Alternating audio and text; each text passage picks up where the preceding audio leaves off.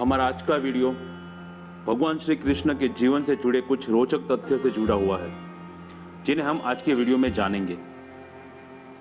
भगवान श्री कृष्ण की त्वचा का रंग मेघ समान श्याम वर्ण का था और उनके शरीर से हमेशा मादक सुगंध आती थी। इसी कारण भगवान श्री कृष्ण जब कभी भी किसी गुप्त अभियान पर जाते तो वे कोई लेप लगाकर जाते। श्री कृष्ण के अलावा द्रौपदी और पांडवों और कौरव की दादी मत्स्यगंधा के शरीर से भी ऐसी ही सुगंध आती थी। भगवान श्री कृष्ण की मांसपेशियां सामान्य तौर पर मृदु यानी नरम रहती, परंतु युद्ध के समय या उनके क्रोधित अवस्था में यह मांसपेशियां विस्तृत हो जाती थी। यही कारण है कि सामान्य तौर पर श्री कृष्ण के अंग कुछ हद तक स्त्री समान नाजुक और कोमल लगे और वही शरीर युद्ध के दौरान अति कठोर लगता था। भगवान श्री कृष्ण की परदादी मारिसा और उनकी सौतेली माता रोहिणी, जो श्री बलराम की माता थी, वह दोनों नाग जनजाति की थी। कृष्ण के पालक पिता नंद आहिर ज्ञाति के थे और उनके असल पिता वसुदेव ययाति पुत्र यदु के वंशज थे, जिस कारण वे यादव कहलाए। द्रौपदी श्री कृष्ण की सखी अथवा मित्र थी। उनकी बहन सुभद्रा के अलावा एक और बहन थी जिनका नाम एकानंगा था, जो नंद के घर जन्मी थी और कंस को जिन्होंने आकाश में अपना असल स्वरूप दिखाया था। आज उनकी पूजा विंध्यवासिनी के नाम से होती है। सुभद्रा श्री कृष्ण की सौतेली और श्री बलराम की सगी बहन थी, जो श्री कृष्ण से 22 वर्ष और श्री बलराम से 23 वर्ष छोटी थी। श्री कृष्ण श्री बलराम से सिर्फ 1 साल और 8 दिन छोटे थे, परंतु उनका सम्मान पिता समान करते थे। श्री बलराम की पत्नी उनसे वर्षों नहीं परंतु युगों बड़ी थी। उनके पिता रेवत प्रदेश के राजा थे। रेवत में पर्वतों की माला और साधु संतों के लिए कंदरा है, जो आज गुजरात में जूनागढ़ में गिरनार के नाम से स्थित है। श्री बलराम की पत्नी रेवती राजा कुकुदमी की पुत्री थी, जो त्रेता युग में जन्मे थे। पुत्री की आयु विवाह योग्य हो चुकी थी, परंतु रेवती जी को उस समय के किसी भी पुरुष में अपने पति की छवि नहीं दिखी। अपितु कुकुदमी जी ने संसार में उनके लिए पति की खोज की, परंतु वह असफल रहे।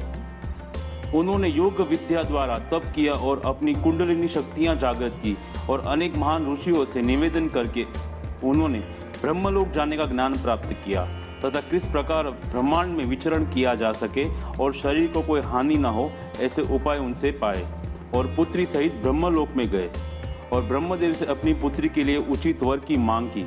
तब ब्रह्मदेव ने कहा, भगवान श्री कृष्ण के बड़े भ्राता बलराम के सिवा उनके योग्य और कोई नहीं है। श्री कृष्ण नारायण के अवतार है और श्री बलराम शेषा अवतार है, जो द्वापर के अंत में पृथ्वी पर मनुष्य रूप में अवतरित होंगे। इसी कारण आप दोनों त्वरित से पृथ्वीलोक पर जाइए, क्योंकि पृथ्वी की समय मर्यादा अंतरिक्ष में कार्य नहीं करती तथा अंतरिक्ष में सभी लोगों की समय मर्यादा विभिन्न है। इसी कारण जब आप ब्रह्मलोक में आए तब तक पृथ्वी पे हजारों वर्ष बीत चुके हैं और त्रेता युग समाप्त हो चुका है। अगर आप त्वरित से ना गए तो द्वापर का भी अंत हो जाएगा, इसलिए शीघ्रता करें। कुकुदमी जी और उनकी पुत्री जिस तरह से गए थे उसी तरह पृथ्वीलोक पर पुनः आ गए। जब उन्होंने अपने राज्य को देखा तो वो वीरान और खंडर हो चुका था। कुकुदमी जी और रेवती जी ने त्रेता युग के होने के कारण बहुत विशाल कद के थे। सामान्य लोग उन्हें देखकर डर सकते थे। इसी कारण उन्होंने अपने राज्य में ही पुनः अपने रहने का निवास स्थापित किया और यह समय द्वापर के अंतिम चरण का था। इस राज्य से थोड़ी ही दूरी पर द्वारका स्थित था, जिस कारण कृष्ण और बलराम यहाँ विचरण हेतु आया करते। जब वे दोनों यहाँ पुनः आए तब इसकी बदली हुई दशा देखकर यहाँ के नए शासनकर्ता से मिलने की इच्छा हुई और जब वे दोनों कुकुदमी जी के निवास पर पहुंचे तब विशालकाय जीवों को देख बलराम विचार मग्न हो गए। कुकुदमी जी ने दोनों भाइयों को पहचाना और हाथ जोड़कर प्रणाम किया और सारी बात उन्हें बताई। श्री कृष्ण ने इसी कार्य हेतु हामी भरी और बलराम जी ने भी रेवती जी को स्वीकार किया और बलराम जी ने अपने दिव्य हल द्वारा रेवती जी, जो बलराम जी से 11 हाथ बड़ी थी, उन्हें हल से दबाकर 9 हाथ का कद कर दिया, यानी वह बलराम के समकक्ष आ गई। श्री बलराम और रेवती जी का विवाह हुआ और उनकी एक पुत्री हुई जिसका नाम वत्सला था। राधा जी श्री कृष्ण से आयु में 9 साल बड़ी थी और श्री कृष्ण के गोकुल से जाने के बाद उनका विवाह रायन नाम के एक ग्वाले से हुआ। कई सालों बाद श्री कृष्ण भेष बदलकर राधा जी को देखने आए थे। तब राधा जी वृद्ध हो चुकी थी और एक बार राधा जी द्वारका आए थे। तब सत्यभामा ने उनसे ईर्ष्या पाकर उनकी परीक्षा ली थी और उसमें वे खुद विफल हुई। उन्हें श्री कृष्ण ने चेतावनी दी कि इसके बाद फिर कभी भी राधा का अपमान ना करना। श्री कृष्ण के प्रथम पुत्र प्रद्युम्न, जिन्हें जन्म होते ही मय दानव ने अपहरण कर लिया था, जो रुक्मिणी के पुत्र थे, उन्होंने अपने शिशु को देखा तक नहीं था। मय दानव की एक दासी थी माया, उसी ने प्रद्युम्न का लालन पालन किया, जो रति का अवतार थी, और प्रद्युम्न कामदेव का अवतार थी। इसी कारण रति ने कभी भी माता बनकर नहीं परंतु अर्धांगिनी बनकर उनका ध्यान रखा था, और बड़े होकर प्रद्युम्न ने माया से ही विवाह किया था। माया प्रद्युम्न और उनके पिता से कई साल बड़ी थी। 16 वर्ष बाद प्रद्युम्न ने अपनी माता रुक्मिणी से मिले और उन्हें देखकर रुक्मिणी जी ने पहचान लिया, क्योंकि वह अपने पिता से काफ़ी मिलते जुलते थे। भगवान श्री कृष्ण के सभी पुत्र और पुत्री उनसे काफ़ी मिलते जुलते थे, रंग, रूप और कद से। इसी कारण जब वे सभी एक साथ होते तो उनके पहरवेश के आधार पर ही उन्हें पहचाना जाता था। प्रद्युम्न पुत्र अनिरुद्ध, जो कृष्ण के पोते थे, वह दूसरे कृष्ण ही थे, अर्थात उनका रूप पूर्णतः कृष्ण समान ही था। श्री कृष्ण और उनमें कोई फर्क नहीं कर पाता था। अनिरुद्ध अपने दादा श्री कृष्ण के प्रतिबिंब समान थे। बाणासुर की पुत्री ओखा ने अपनी सखी चित्रलेखा, जिसकी चित्रकला अत्यंत प्रभावित थी, उसे अपने स्वप्न के बारे में बताया, जिसमें उसने एक पुरुष को देखा और उससे विवाह किया। ओखा उसी को अपना पति मान बैठी थी और उसे पाना चाहती थी। इस कार्य में उसने अपनी सखी चित्रलेखा की सहाय ली थी। चित्रलेखा ने ओखा से सुना था कि वो पुरुष अति सुंदर और दिव्य देह वाला था, जिस कारण चित्रलेखा ने उस समय के विश्व के सारे धुरंधर तथा दिव्य पुरुषों का चित्र बनाकर ओखा को दिखाया, परंतु इनमें से कोई ओखा के स्वप्न वाला पुरुष नहीं था। और जब चित्रलेखा ने प्रद्युम्न का चित्र बनाया तब ओखा ने कहा, स्वप्न वाला पुरुष के चेहरे से इनका चेहरा काफी मिलता है, परंतु यह वह व्यक्ति नहीं है। चित्रलेखा ने श्री कृष्ण का चित्र बनाया, जिसे देखकर ओखा ने लज्जावश होकर शीश नमाया और मुस्कुराकर कहा, हाँ, यह वही व्यक्ति है, परंतु इस चित्र को देखकर मेरे मन में पितृतुल्य भाव क्यों प्रकट हो रहा है। यह सुन चित्रलेखा समझ गई और उन्होंने अनिरुद्ध का चित्र बनाया, जिसे देख ओखा खुश हुई और कहा, यह वही व्यक्ति है जिसे मैंने स्वप्न में देखा और इनसे ही मेरा विवाह हुआ था। भगवान श्री कृष्ण अंतिम वर्षों को छोड़ 6 माह से अधिक द्वारका में नहीं रहे थे और 16 वर्ष की आयु में गोकुल छोड़ने के बाद फिर वह वापस गोकुल कभी नहीं लौटे। वे अपने पालक पिता नंद जी और माता यशोदा तथा बहन एकानंगा को फिर कभी नहीं मिले। उन्होंने एक बार उद्धव को वहां भेजा था, तब लोगों ने उन्हें ही कृष्ण समझ लिया था, क्योंकि वह भी कृष्ण से मेल खाते थे। श्री कृष्ण के बड़े भाई बलराम अपने जीवन में एक बार दोबारा से गोकुल गए थे, सभी से मिलने हेतु। जैन धर्म के 22वें तीर्थकर स्वामी नेमिनाथ श्री कृष्ण के चचेरे भाई थे, जिनके साथ श्री कृष्ण ने काफी समय व्यतीत किया था तथा शास्त्रार्थ भी किया था। एक बार श्री कृष्ण ने देवर्षि नारद के आगे स्वीकार किया था कि वे उनके यादव बंधु सात्यकी, कृतवर्मा, अक्रूर, सत्यादित्य के कृत्यों से नाखुश थे और उनकी पत्नी सत्यभामा से भी नाखुश थे और जामवंती पुत्र साम से अधिक नाखुश थे। साम ने उनकी इच्छा विरुद्ध दुर्योधन पुत्री लक्ष्मणा से विवाह किया, अपितु वह आगे चलकर यादव के नाश का कारण भी बना। ऋषि के श्राप के कारण अंत समय में श्री कृष्ण के पुत्र साम के पेट से एक मूसल जन्मा और देखते ही देखते मूसलों का घेर लगा और इसी मूसलों द्वारा यादवों ने आपस में युद्ध शुरू किया द्वारका के समुद्र के तट पर। यह सब देख हताश होकर श्री कृष्ण और बलराम ने घास के तिनकों द्वारा सभी यादवों का नाश किया और कुछ यादव समुद्र में आने वाले तूफान के कारण द्वारका को छोड़कर चले गए, कुछ लोग मारे गए और बाकी के समुद्र में द्वारका के साथ लीन हो गए। श्री कृष्ण और बलराम ने वह भूमि त्याग कर वन में गए और पहले बलराम जी ने देह त्यागा और श्री कृष्ण ने वाली के वरदान के कारण उसके दूसरे जन्म में निषाद के हाथों मृत्यु पाई। उनके वंश का एक व्यक्ति जीवित बचा, जो उनका प्रपौत्र ब्रजभान था, जो हस्तिनापुर चला गया था। भगवान श्री कृष्ण के रथ का नाम जयत्र था और उनके सारथी का नाम दारुक था। उनके रथ में 4 अश्व थे, जिनके नाम सैदय, सुग्रीव, मेघपुष्प और बलाहल था। उनके धनुष का नाम सारंग था, नंदक नाम की तलवार थी, कौमुदकी नाम की गदा थी और पंचजन्य नाम शंख था। सिर्फ भगवान कृष्ण ही विष्णु के परमावतार तथा उनके समकक्ष माने गए हैं। क्योंकि वे नारायण की 16 कलाओं से युक्त थे, जबकि श्री राम 16 में से केवल 12 कलाओं में युक्त थे।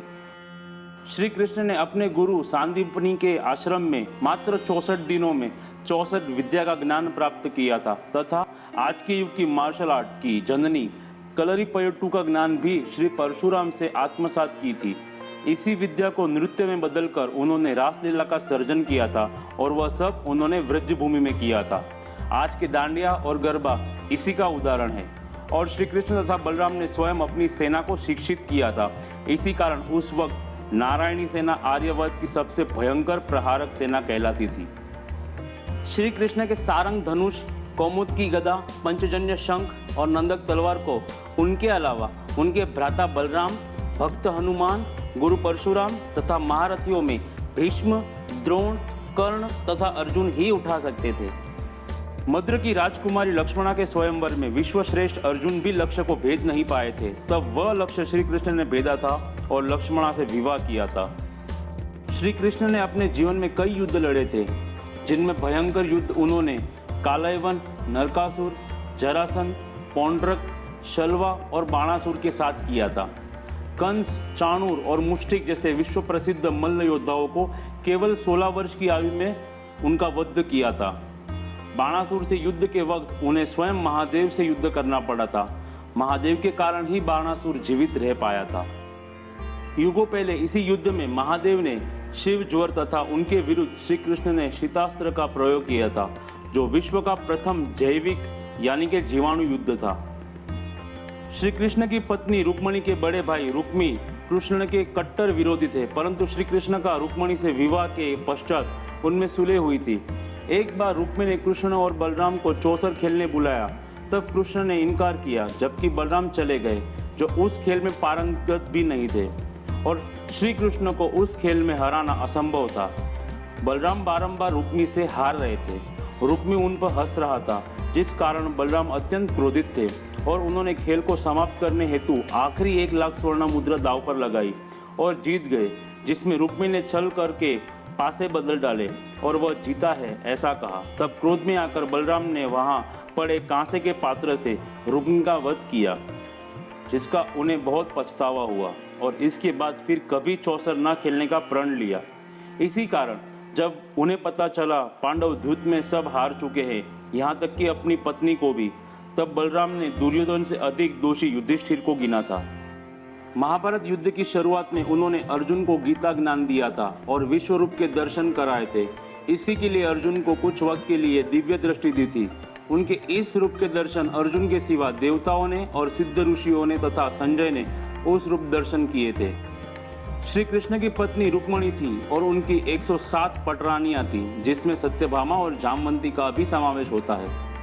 उसके अलावा नरकासुर की बंधक तथा उससे ग्रसित 16,000 स्त्रियों का जब समाज ने अस्वीकार किया, तब श्री कृष्ण ने उनसे विवाह किया।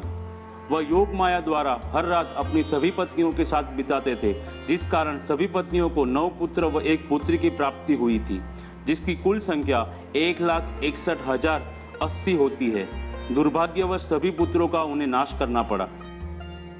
अर्जुन और श्री कृष्ण अच्छे मित्र थे, परंतु सुभद्रा की प्रतिज्ञा के कारण दोनों में अति भयंकर युद्ध हुआ था, जिसमें दोनों ने अपने अति भयंकर और अघोर अस्त्र सुदर्शन चक्र और ब्रह्मास्त्र निकाले थे और इंद्रदेव के निवेदन पर दोनों शांत हुए थे। गोकुल में इंद्र के प्रकोप से सभी को बचाने के लिए श्री कृष्ण ने केवल 12 वर्ष की आयु में अपनी छोटी उंगली पर गोवर्धन पर्वत उठाया था और लगातार 7 दिनों तक बिना अन्न जल के उन्होंने पर्वत उठाए रखा था। भगवान कृष्ण दिन में कुल 8 बार भोजन ग्रहण करते थे। इसीलिए जब गोवर्धन की पुनः स्थापना हुई, तब गोकुलवासियों ने श्री कृष्ण के लिए 8 बार के भोजन को 7 दिन के हिसाब से कुल 56 भोजन अर्पित किए। तब से उन्हें 56 भोग चढ़ाने की प्रथा शुरू हुई। भगवान शिव स्वयं श्री कृष्ण के जन्म के वक्त उनके दर्शन करने जोगी स्वरूप में आए थे तथा रासलीला देखने और कृष्ण के संग रास खेलने स्त्री वेश धारण करके रास खेलने आए थे। अंतिम समय कर्ण ने श्री कृष्ण से प्रार्थना की कि उसका अंतिम संस्कार ऐसी भूमि पर हो जहाँ कोई पाप न हुआ हो, परंतु संसार में ऐसी कोई भूमि नहीं जहाँ पाप न हुआ हो। इसीलिए श्री कृष्ण ने कर्ण को अग्निदाह अपने हाथ पर दिया था। एकलव्य का अंगूठा कटने के बाद वो 4 उंगलियों द्वारा बाण संधान बड़ी कुशलता से कर लेता था और उसके परिवार तथा जन समाज पर जरासंध के उपकारों के कारण उसने जरासंध का साथ दिया। और जब जरासंध ने श्री कृष्ण और बलराम से युद्ध किया तब उस युद्ध में एकलव्य भी शामिल था। बलराम ने उसे गदा से मारा, परंतु वह फिर से युद्ध करने लौट आया। तब एक शिला द्वारा उसका अंत श्री कृष्ण ने किया था। श्री कृष्ण ने काशी के राजा तथा वहां के पाखंडी ब्राह्मणों के विरुद्ध अभियान शुरू कर अपने सुदर्शन द्वारा काशी को जलाया था, परंतु पूर्ण काशी नहीं जल पाई क्योंकि वह महादेव के त्रिशूल पर खड़ी है। इसलिए भगवान श्री कृष्ण की आयु 125 वर्ष से अधिक थी, क्योंकि महाभारत के युद्ध दरमियान उनकी आयु 85 थी। मृत्यु समय पर भी उनके एक भी बाल काले नहीं थे और शरीर पर कोई झुर्रियां नहीं थी। उनका देह 16 वर्ष के युवान की तरह तेजस्वी था। ऐसी रोचक जानकारी जानने के लिए हमारे चैनल MRN डायरीज से जुड़े रहिए और लाइक, शेयर, सब्सक्राइब भी कीजिए। धन्यवाद।